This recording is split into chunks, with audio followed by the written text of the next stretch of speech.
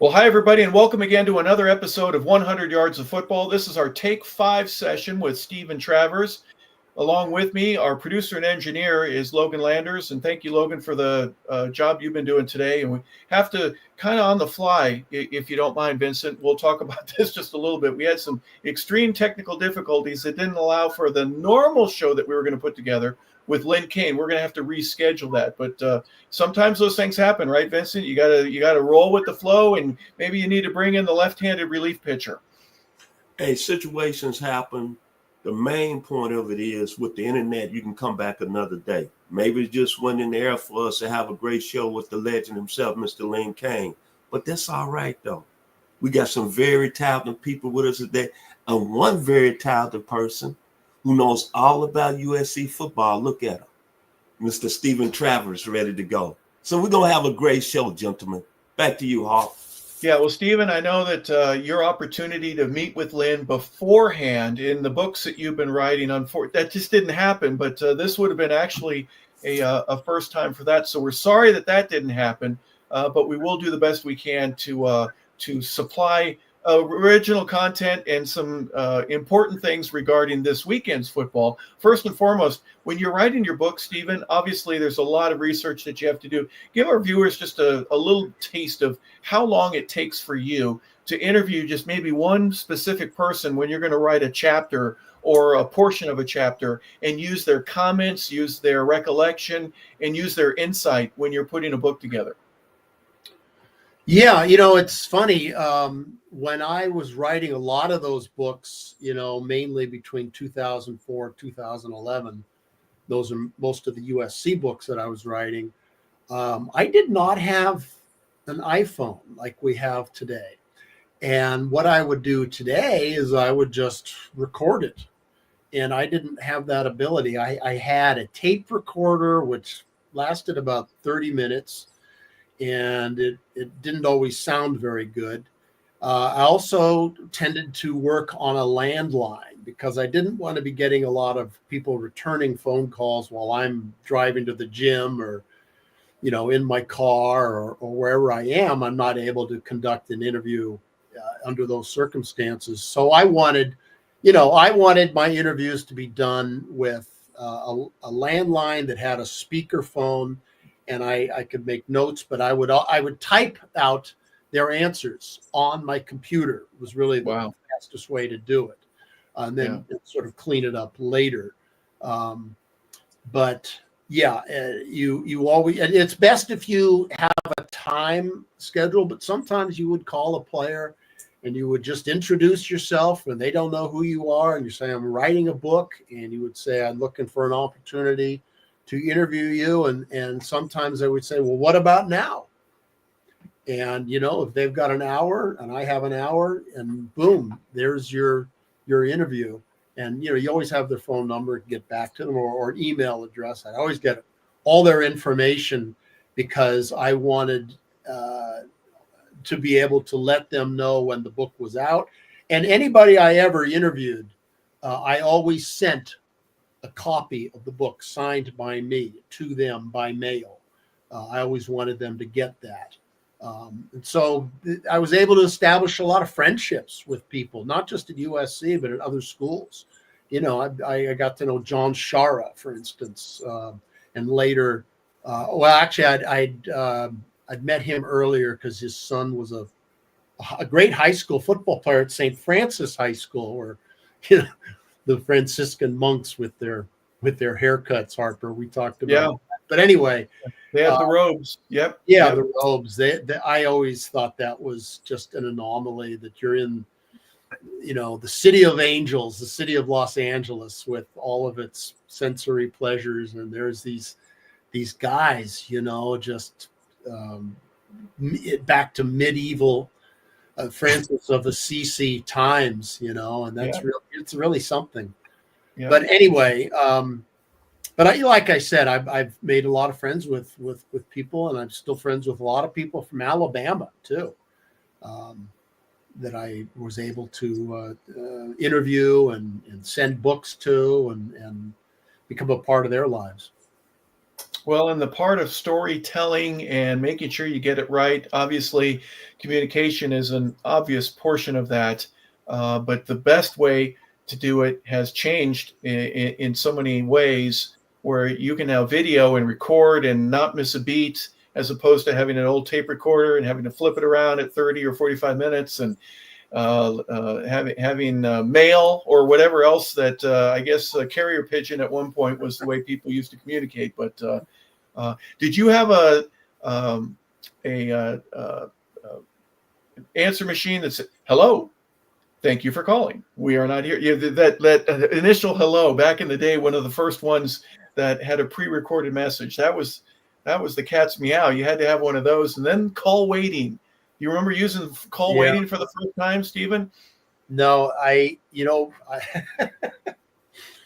was so arrogant, and USC was so good that when you called my landline, this is what you heard. Oh my goodness!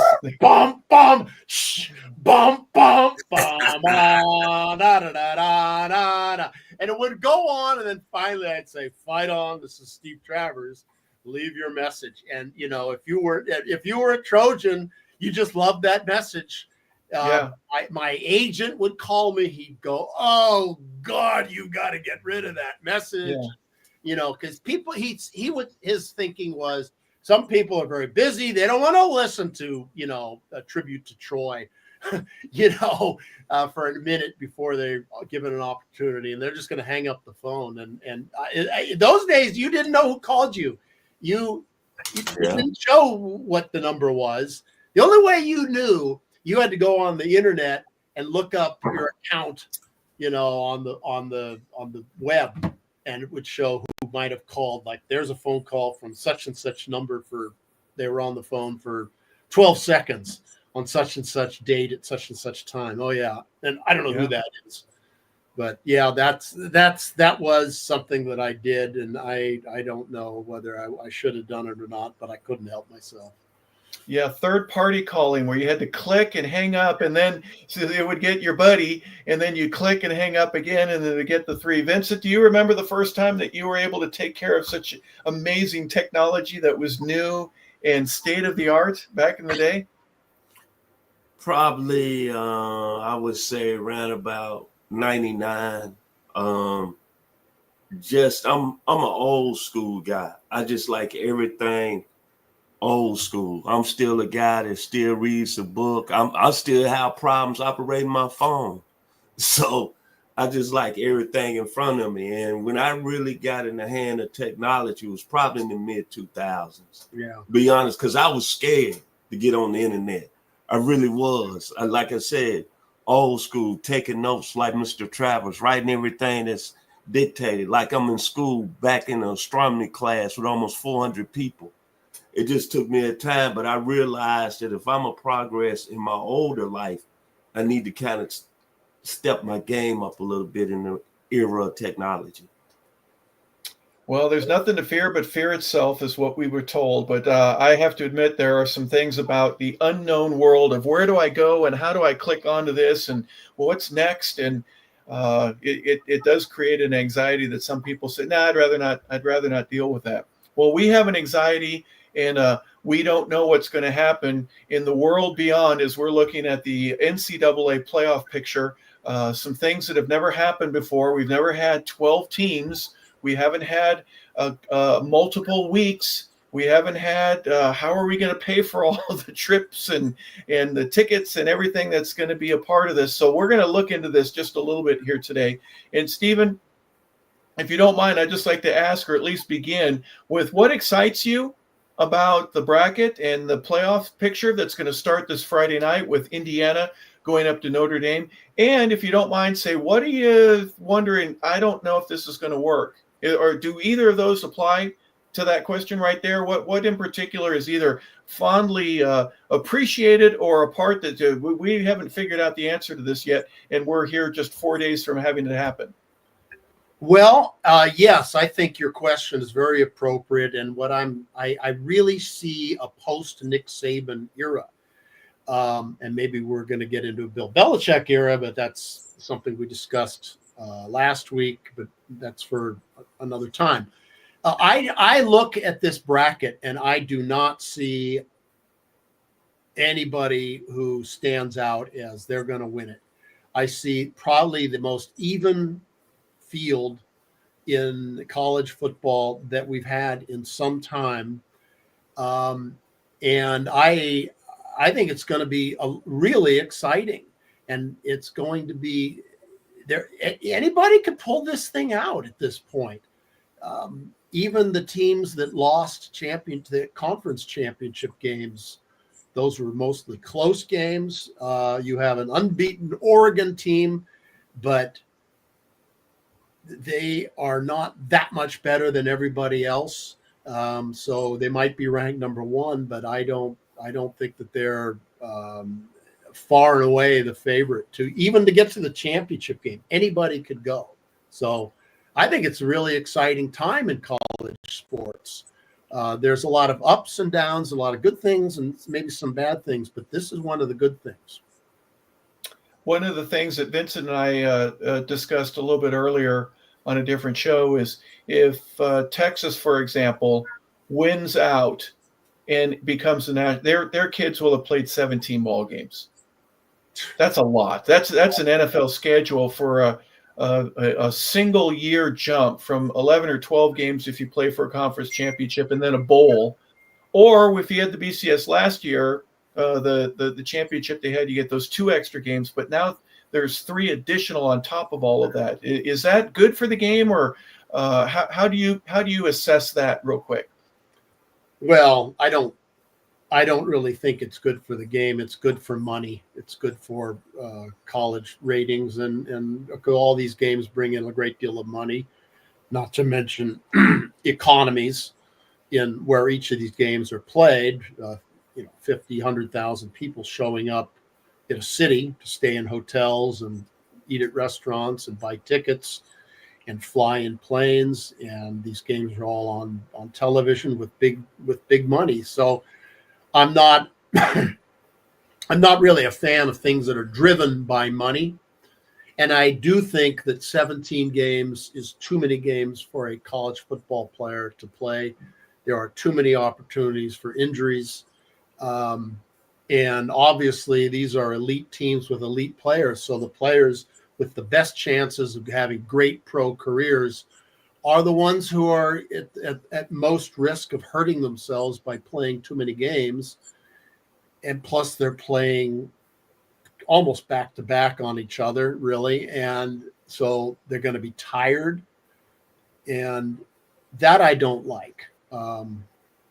I don't like the idea of college players who could play many years in the pros being injured in college and not having the pro career that they should have because of that. In that respect, because I've known too many football players with injuries that I've talked to over the years, and I'm sure you guys have as well. And football is a dangerous game. I'm sorry, it just is. So in that respect, I think they're playing too many games. 17 games for Texas, and it's just too many games. Yeah, there's a fragility, I guess you could call it, where some players that are a little nicked up, and normally it'd be the end of the year and they get a chance to recover before, especially the seniors that have an opportunity to go into the pros and get ready for the combine. But you've got 2 or 3 weeks, and I don't know how that's going to pan out over the next couple of years. And by the way, forgive me, folks, I did say next 4 days. Hey, guess what? The first game is tomorrow night, where Notre Dame will be hosting Indiana. But before we go into that game, we'll start with that. But Vincent, your thoughts? Anything in particular? Has it changed your opinion at all now that we're just really on the eve of the championship? I know that initially you're going, I want them to get it right. That's important that they get this right. If you're going to have 12, don't make the mistake.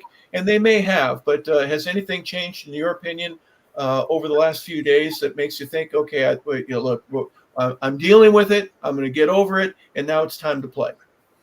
I want to just say something. You gentlemen saying playing 17 games. I understand what y'all meant by that. But, we football fans here. And a lot of people, especially down south in the SEC, I wouldn't care if they played 20 games because we got an exciting time right now. a 12-team college football playoff. And of course, I'm gonna always be biased because I still say to my fans there in Alabama, y'all should have got in. Probably along with South Carolina. That's why they probably gonna go to 16 teams. But me personally, I'm excited. Being 64 years old, I never in my mind would ever thought that we'd get to a 12-team playoff. Based on the fact, me growing up in Memphis, seeing all those mighty teams out there in Hollywood, maybe being a little jealous of USC running the gaunt of the 30s, 40s, 50s, and 60s, and 70s. Now seeing this, hey, it just opens up a new window of college football. You can go in the off season, and if you got a team that's not part of, I want to say, the major schools, you can have outside chance. Look at Boise State. Who would have thought Ashton Gente and them will be seeded? Look at the story with Arizona State. Then, of course, I got to give love to SMU, Old Southwest Conference. Me going to Arkansas, Pony Express too. And then, fellas, I'm going to give it back to you, Harp, and to you, Mr. Travers. I know we've been talking about USC, and I know we were talking about we was going to have Mr. Lynn Kane on. But, you know, me being from the state of Tennessee, only 6 million people. Don't get upset. But right now, it's a tremendous time athletically for the University of Tennessee. College World Series champions, ranked #1 in men's basketball. I'm excited. And we're going to Ohio State with an opportunity to be competitive in that football game with almost 50 NFL scouts. How not you can be a football fan coming this weekend? Back to you, Hop. Stephen, one of the things that I think they did get it right is having the two best teams eventually get to play each other.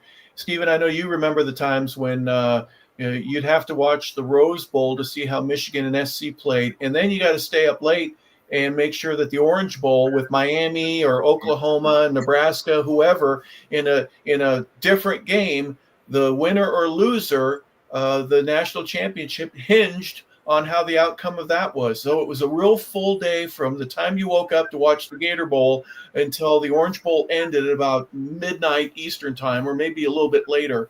It was a very, very busy day. Does this eliminate that by having all these different games where everybody plays each other and you have the tournament the way that it is right now?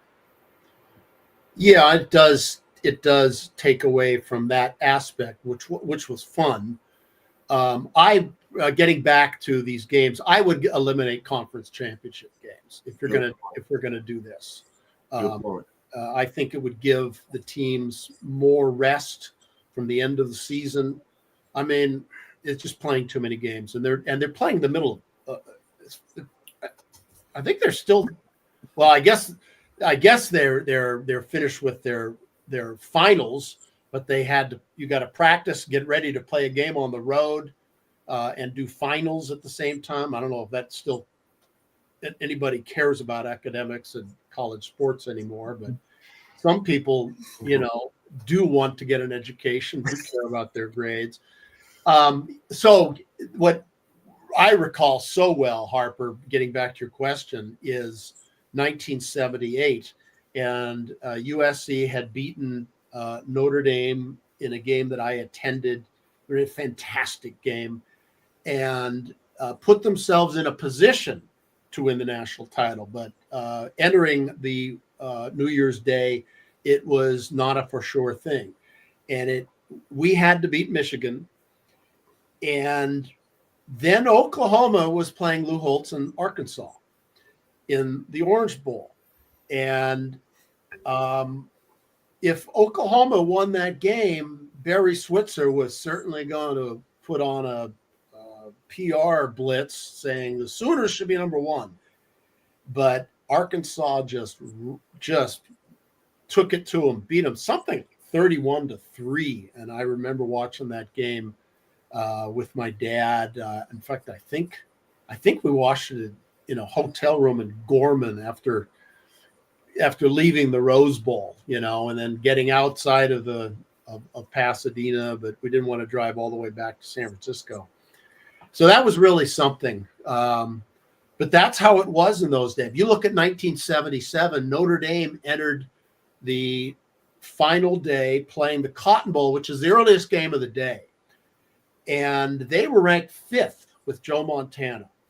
And they had the big opportunity, which was to play Texas and Earl Campbell, and they beat Texas and Earl Campbell, and that set themselves up. And then the teams that were ahead of them all were beaten.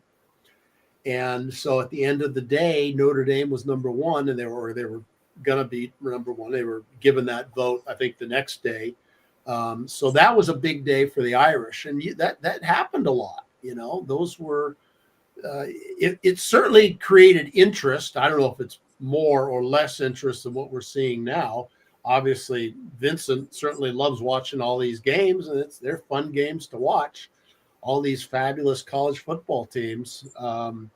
So if you're a fan, that's absolutely great. There's nothing like it. I do think, however, we can get rid of these conference championship games. But again, those games bring in a lot of money for conferences. So that's going to be tough to get these commissioners to agree to.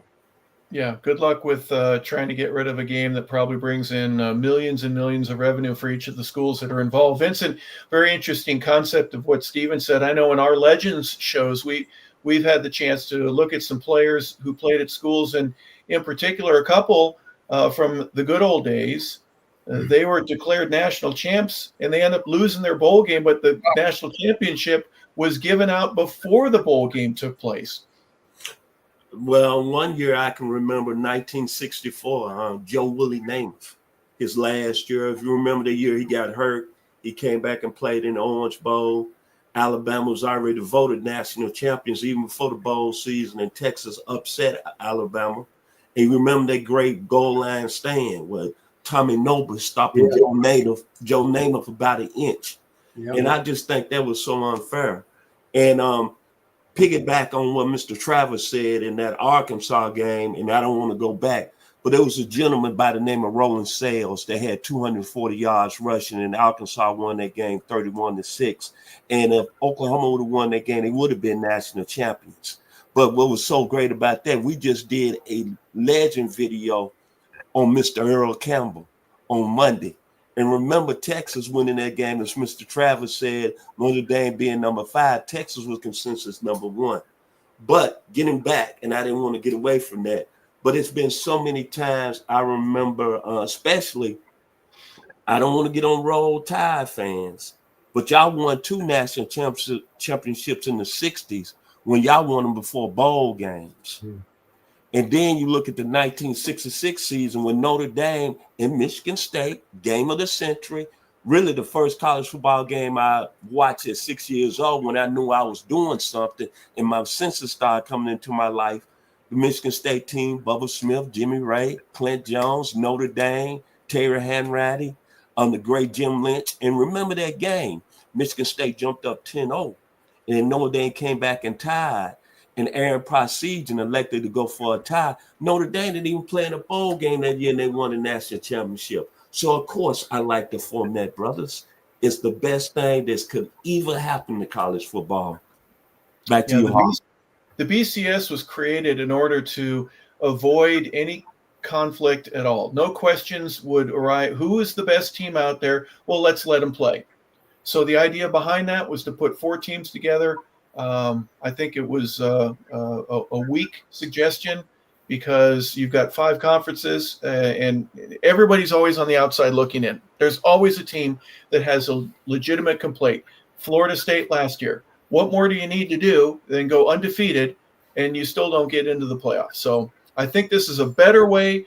I know Alabama, South Carolina, Miami are upset, but this is what we've got. So, Steven, let's look at tomorrow night's game in South Bend, Indiana. So Touchdown Jesus is going to be there in the background, but it's going to be cold. It's going to be outside. But thank goodness, if there's any positive that Indiana gets out of it, is they only have to travel about an hour, hour and a half to be able to get there from Bloomington. So the weather will not be as much of a factor. Both teams will have practiced in this. But 2 teams that come from what I would call different scenarios. Notre Dame loses early. They win the rest of their games. Indiana loses late. They had won all their games prior to that. What are your thoughts initially here between this battle for Indiana? Well, it's great for the state of Indiana, that's for sure. Indiana University football. I mean, where did they come from? I mean, they might be the least successful Division I college football program of the past 100 years. Great basketball school, not a good football program. They went to the Rose Bowl in 1967 and lost to OJ 14-3, and that's about it. So that's a big deal for the Hoosiers, you know. Now, I saw weather reports from Minnesota, which is not that far away from Indiana, and it was a lot of snow. It's Christmas. It's snow. This is not a blue-gray October sky, okay? This is dark and cold and probably snowy. Whether it snows or not, I'm not sure, but there'll be snow on the ground. There'll be snow all around the stadium. And it's just a different environment. College football is not played in that sort of environment. The game usually ends at, late November, and then the games that are in early December are traditionally playoff games played at warm weather sites or domes. This is a whole new scenario. So we're going to see something that we haven't seen before. It's a new wild card, if you will. The natural inclination is to favor Notre Dame, but Indiana is going to be playing with a chip on their shoulders after losing to Ohio State, and an extra chip on their shoulders because they're playing the Irish.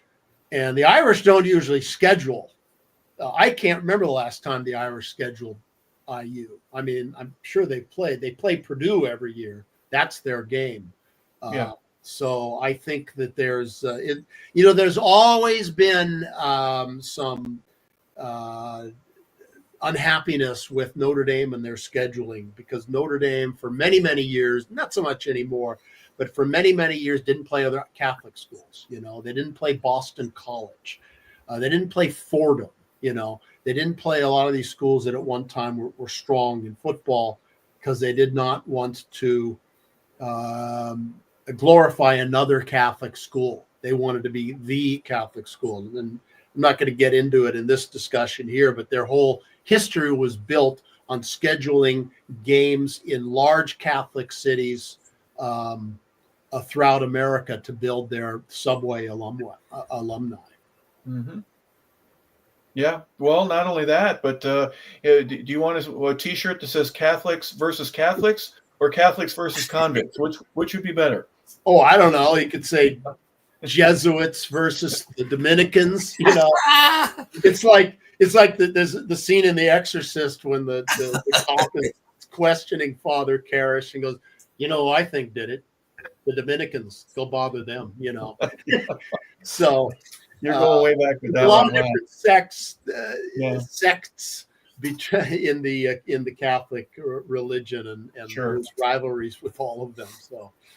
Yeah. Well, Vincent, we've talked about Curt Cignetti and his significance, and as Steven pointed out, India, you got to check your hearing to say, did you really say, if you were, under a rock for the last few years, how does Indiana get in this thing? But a new contract, I think, and an extension and all kinds of stuff. But as much as anything, I think the recruiting there going to be a lot of folks that would not even have given Indiana a first look. Are now going to give them a second and a third and go, maybe I want to go there. What intrigues you most about this specific game in terms of its meaning and impact for each of the schools independently? Well, as you said earlier, do we really think Notre Dame will be in the college football playoffs after they lost early to Northern Illinois? I thought the season was going to come off the skidder, and then I thought Marcus Freeman would be under fire. But they got the season right. They won 8 in a row. So I'm going to start there. But the pressure is going to be on Notre Dame. But how you can't be happy for Indiana? Like Mr. Travers said, they're probably one of the most worstest programs of the last 100 years. You think about Indiana, you think about Quinn Buckner, Ken Benson, Bobby Knight, Steve Alford.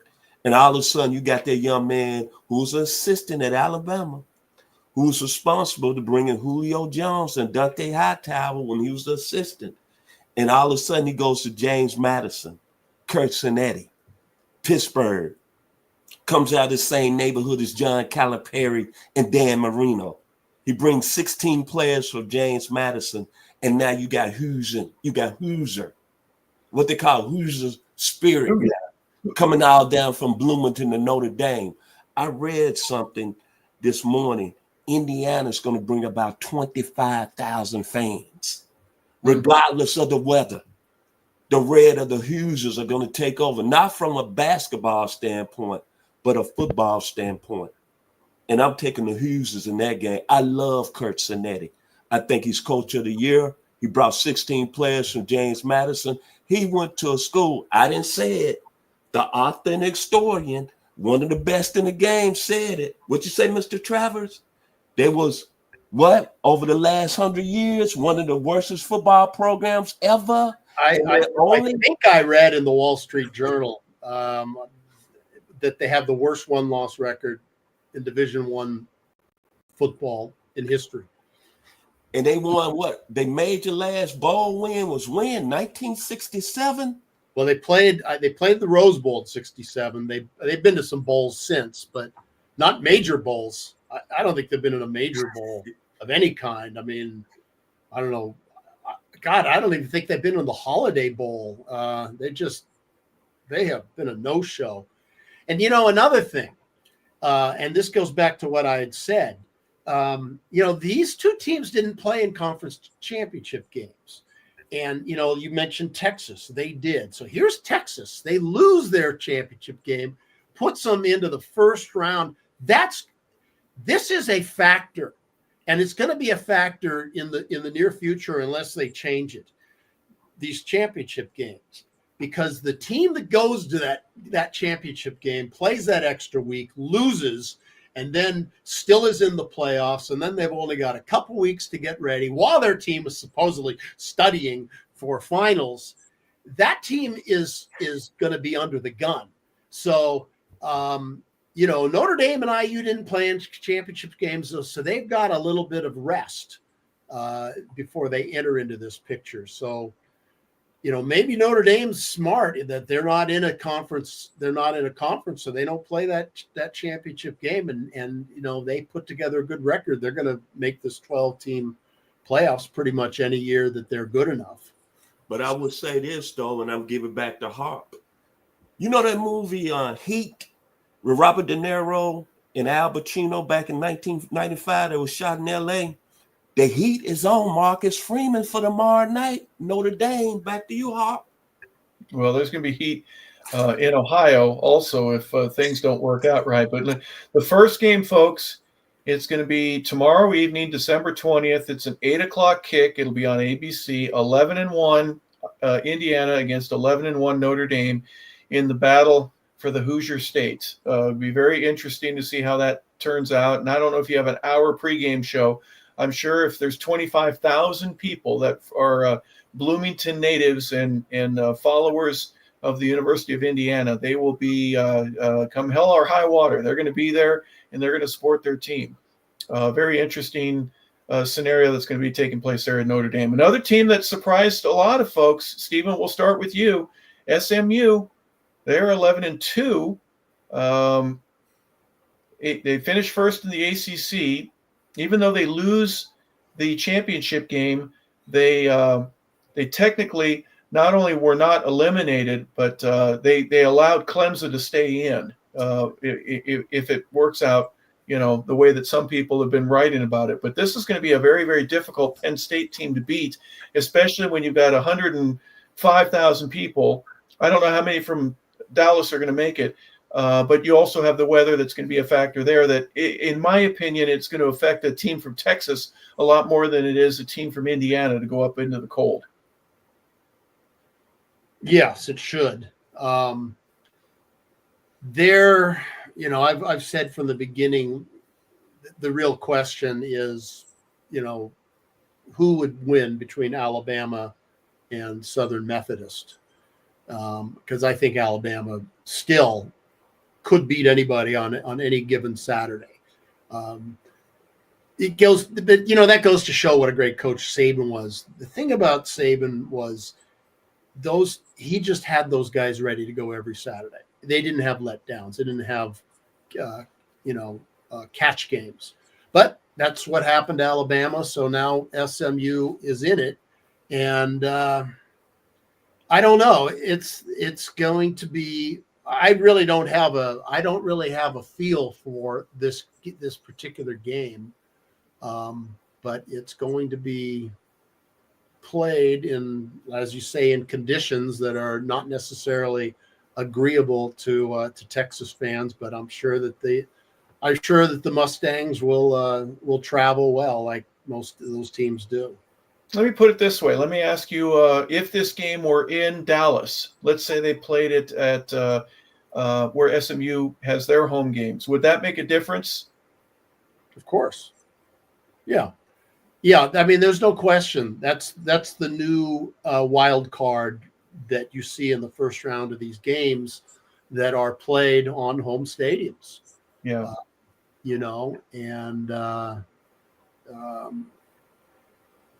And so you go on the road, and then it's not just the conditions and the fact that you're in another team's stadium. It's getting to the airport and the hotel and dealing with the logistics and getting tickets for your friends. And the other thing, as a fan, what do you decide to do? You're looking at all these games, and let me see. If I don't get tickets and take up the expense of flying to this first game, they could lose, and so I won't see any postseason games. But you're going, well, I'm hoping that they win this game, and then I'll go to the second game. Oh no, I want to go to the third game because that's the title game. In fact, a couple of years ago, when SC had a good team and Caleb Williams was winning the Heisman, I had a SC friend of mine, and his wife wanted me to write a book about her life, and she was an ice skater, and it really wasn't. I really didn't want to write the book, but I thought, well, are these people going to pay me? So if I finally came up with, an ultimatum, it was like, okay, I'll tell you what, I'll do it if you include me in your package to go to South Bend next year, and include me in your ticket package for what at the time was the 2024 championship game at SoFi Stadium, which USC ended up not getting to. So it was either going to be that plus $25,000 or just $35,000, and the guy ended up paying nothing, and so I really didn't want to write the book anyway. But that's some of the thinking that goes into these playoff games. I just love them more when you just bought Rose Bowl tickets. In fact, going back in the day, I was told that if you were a student at USC, when you signed up for your classes, you went and you got your meal ticket and everything, and they give you like 2 tickets to the Rose Bowl, like in August. It's like, well, that's really our 11th game on our schedule, or 12th game on our schedule. Yeah. Here's a bonus, kids. Enjoy your tickets, and don't sell them. They'll definitely be worth a lot more depending on the end of the year. Vincent, a very interesting perspective is the fan experience. I looked it up. It's a little bit further than what I had. It's about 100 miles. Maybe a little bit more than that. In getting from Bloomington, you got to go north through Indianapolis to get one of the main roads that'll take you to South Bend. But in this case, with your SMU ponies, there's not going to be a student that goes unless they have a very rich mom and dad that are going to take care of that expense, because it's just too far to travel. Is that an issue for you in particular, or is it just, hey, that's just the way it goes and it's just another road game? It's going to be some SMU fans. Remember, SMU got money, loan money. Yeah. But probably it's not going to be like Indiana bringing 25,000 fans, but it's going to be some people that's going to travel there. I'm And talking then, about the students, just the students, because oh, it's going to well, be hard for the students. no, ain't gonna be too many students. Right. At least you charging up credit cards. I knew a person 2 years ago when Georgia. Matter of fact, the first year Georgia made it to the college football playoffs, 2016. They went to a game when Georgia lost to Oklahoma out there in the Rose Bowl, and then they played Alabama back in the national championship. Right? Yeah. I knew a guy that opened 5 credit cards to pay for their trip to the Rose Bowl and have a ticket to go to the national championship game against Alabama.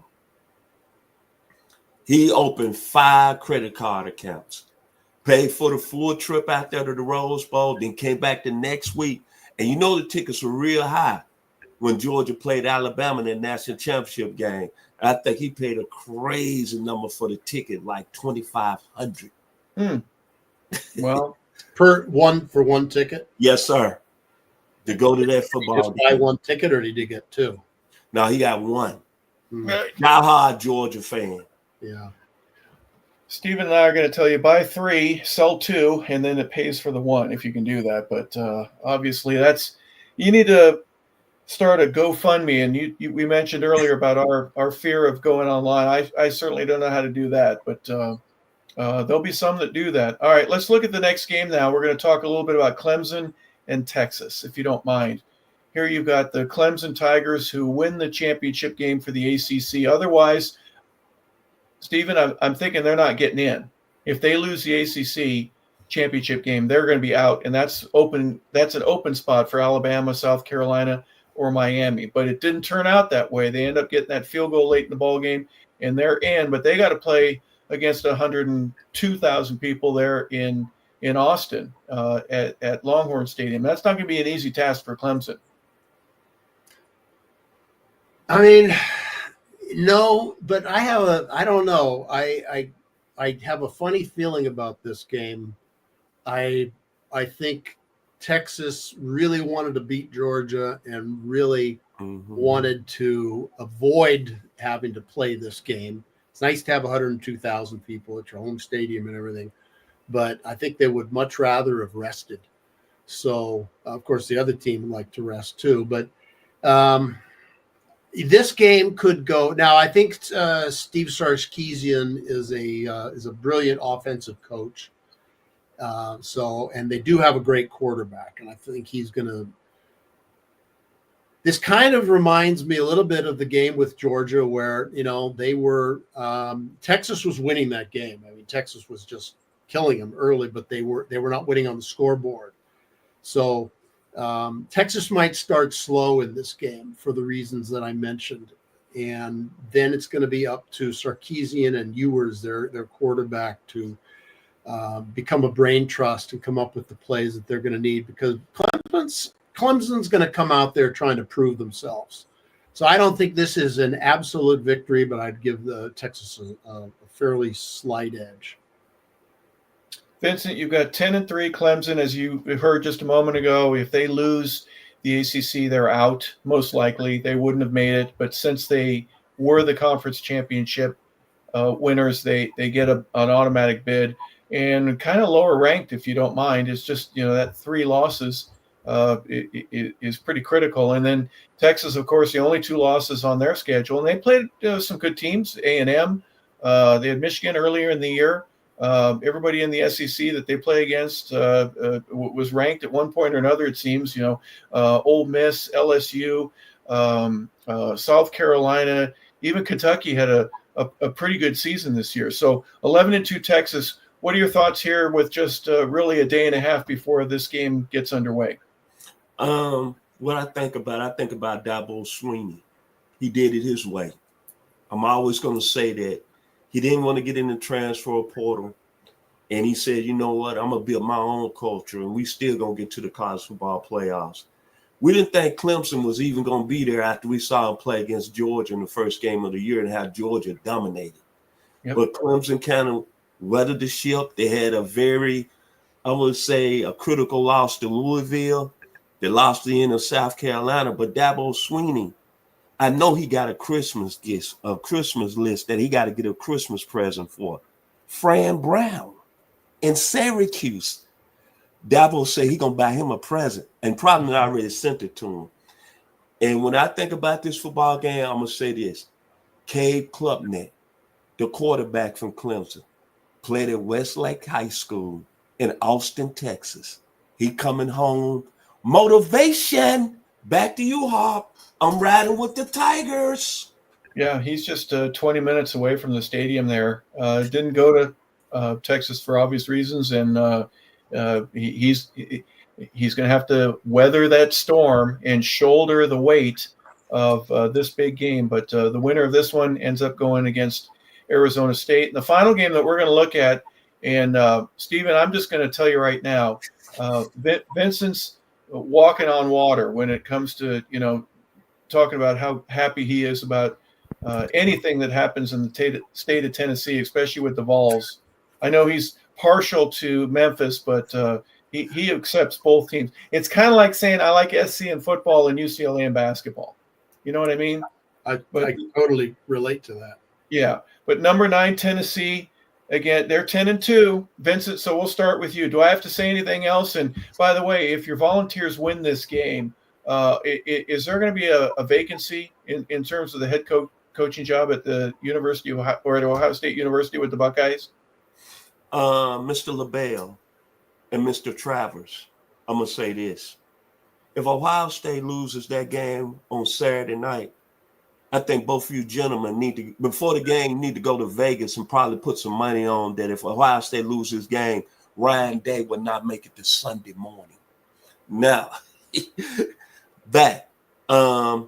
of course, the University of Tennessee, as I just mentioned earlier, athletically won the College World Series in baseball, number 1 team in college basketball, and playing in the college football playoffs.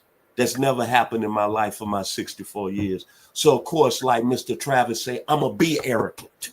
I'm going to be proud. 6 million people in the state of Tennessee. Davy Crockett at the Alamo. All I'm going to say, Dylan Sampson has got to be huge, and Tennessee has got to be strong on the line of scrimmage Saturday night. As you say, Mr. Harper LeBel, this is a line of scrimmage game. And I'm excited because it's going to be 50 NFL scouts. The two teams have at least 23 players that might get drafted in the first 3 rounds of the 2025 NFL draft. Talent all over the field. Back to you, Hawk. Yeah, I think the recruiting number that I stopped at was 18 of the ESPN top 300 athletes had signed with Ohio State. There are a few other teams, like you probably know, Steven, that SC had, I think, 10 or 11. Oregon had about 9 or 10. Some of the bigger schools, Michigan, obviously, with several, Alabama, of course, no question. But I'm just saying, by and large, Ohio State, the talent that they get there, and you've known about how good the Buckeyes have been for decades. Is it different this year for them? Is it a must-win situation for Ryan? I'd be just happy to be there if I were a fan. What is your perspective on him, the Buckeyes, and the first home game that they get from a historical standpoint, being a part of the Horseshoe and the culture there? No, I don't think you're just happy to be there if you're Ohio State. They're beyond that level. But let me just say a few things about Tennessee, Mr. Turner. Let me just start off with your Davy Crockett reference. I hate to say this, but Davy Crockett was a congressman from Tennessee, and he lost an election and was more or less booted out. And he had some unkind things to say about the state of Tennessee, which I'm not going to repeat, before he went to Texas, and he brought a large group of Tennessee people because the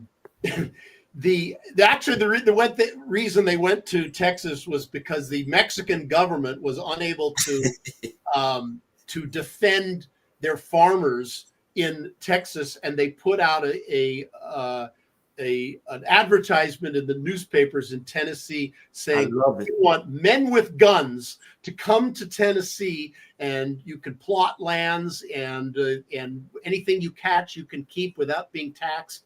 And we have the most beautiful senoritas available for you. So there were a lot of reasons why Davy Crockett and those Tennessee guys went to Texas, and they might have bitten off more than they could chew when the Alamo finally came about.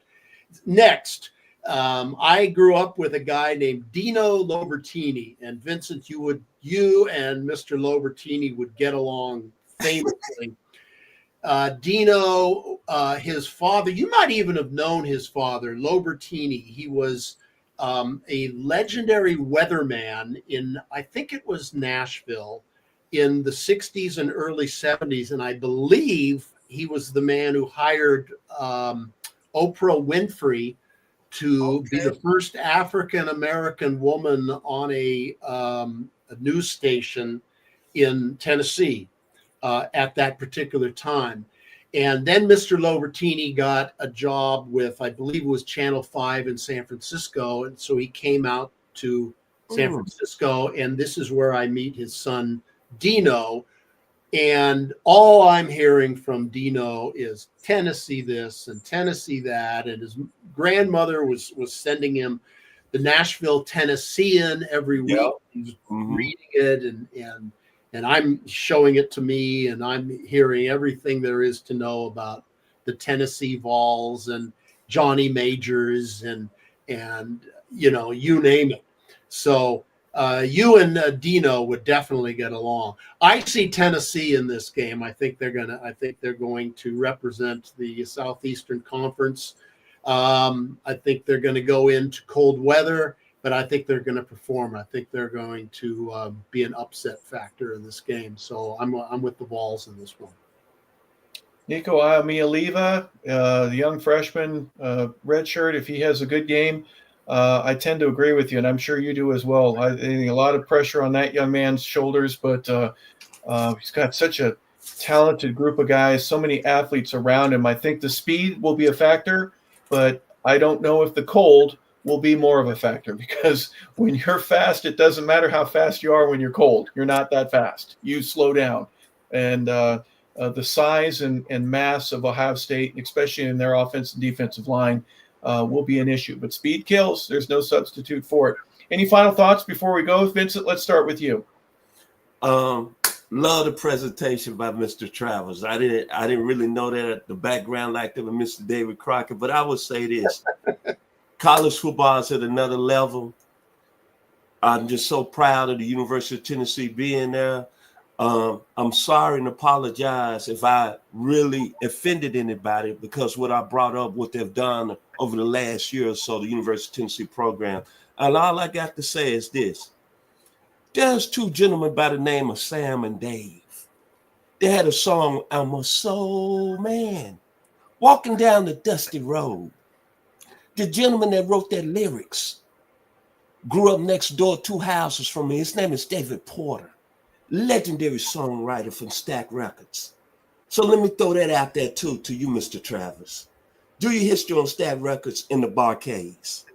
Go Vols. 865 in the house. Back to you, Harp. My final words. All right. Well, history lessons abound when you're talking with Steven Travers. So, Steven, give us one little tidbit before we head on out for the rest of the day. Well, again, I'll go back to friends that I've known. A good friend of mine, Brad Cole, and he was an actor for many years, but he also was a musician. And he told me that the most fun he ever had in music was going to Nashville and playing with those great house bands that you can find there. He said there's nothing like going to Nashville. You don't have to look for great backup musicians. They're there. They're available. That's just what they do. And it's the city of music. And so Tennessee is just an incredible southern city with an amazing history and amazing music and amazing sports. And what they're doing right now, and I'm a huge college baseball fan, so what they do in baseball means a lot as far as I'm concerned. So they have an opportunity to really kind of show where they stand. They're sort of like USC was back in the day, or back when SC just dominated in every sport, and that's where the SEC is now, and that's where. And Tennessee really has rallied from really having some down years in the SEC. They've really rallied to make their presence known with authority. Yeah, they have the facilities, the recruiting machine that they have. They're always up near the top end of it. I think one of the issues there has been if you're not playing for a national championship and you're a junior at the end of your junior year, you're thinking, I'm going to go in the NFL. I know Auburn has that a little bit, Florida and LSU especially. Those three schools, not Auburn as much as Tennessee, LSU, and Florida. If Georgia or Alabama are playing for the conference championship, you're going to see juniors just depart. That's just the way it is. But this year they're in it, and they deserve to be. They had a great season, and with the exception of that Georgia game, they are proud to be Volunteers this year. So I'm going to pick up my guitar here, and I'm going to play "Coming to You" from a dusty road, right? Good loving. I got a truckload. So thank you for the music lesson. We've had a history lesson, and all of that is a part of 100 Yards of Football. So this has been our Take 5 with Steven Travers show. Well, unfortunately, we didn't have Lynn Kane on. We wanted to have him. What a great interview. It would have been going down memory lane with him. But instead, we just kind of improvised. And so we're going to do a bracketology and break that down for you, hopefully with some information that you can use. So we appreciate you being here on 100 Yards of Football. So for Vincent Turner, for Steven Travers, for our producer, Logan Landers, thank you so much for being a part of the show today. Have a fantastic day.